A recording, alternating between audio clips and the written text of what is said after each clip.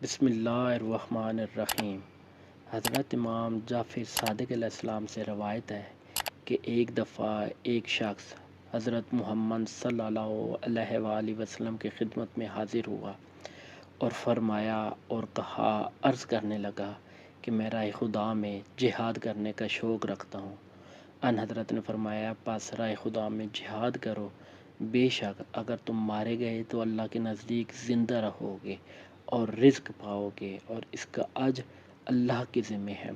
اگر سلامتی سے واپس آئے تو گناہوں سے اس طرح پاک ہوگے جس طرح بچہ ماں کے پیٹ سے پیدا ہوتا ہے۔ اس شخص نے کہا، یا رسول اللہ، میرے والدین زندہ ہیں اور بڑھاپے کی حالت میں ہیں، اور وہ مجھ سے کافی زیادہ محبت رکھتے ہیں، مجھ سے جدائی ان کو پسند نہیں۔